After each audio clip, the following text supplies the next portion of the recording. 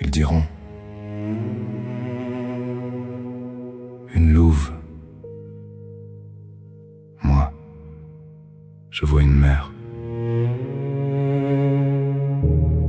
Ils diront un tir de défense. Moi, je vois une balle qui est partie plus vite que la vérité. Les preuves existaient déjà, mais la poudre n'attend jamais. Tu marches, tu suis les odeurs, tu élèves tes petits. Tu traverses des montagnes qui portaient déjà ton empreinte bien avant nos cartes. Puis un jour, quelqu'un décide que tu es devenu de trop. Parce que l'homme a cette étrange habitude de croire que tout ce qui respire lui appartient. Il coupe la forêt, puis il demande où vivent les loups. Il bétonne les vallées, puis il s'étonne de les voir descendre. Il détruit l'équilibre, puis il accuse la nature de ne plus être équilibrée. Quelle ironie.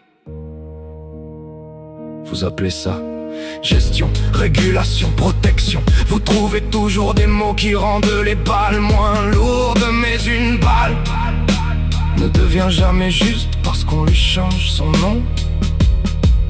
Elle tue. C'est tout. Et puis le GPS parle, les scientifiques parlent, les chiffres parlent, la vérité parle, mais les morts ne répondent plus. Pomme, tu avais raison, mais tu étais déjà morte.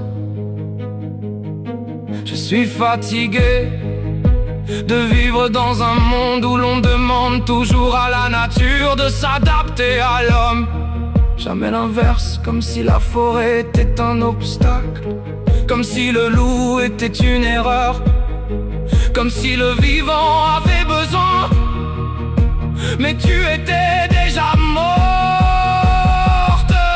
Je suis fatigué de vivre dans un monde où l'on demande toujours à la nature de s'adapter à l'homme.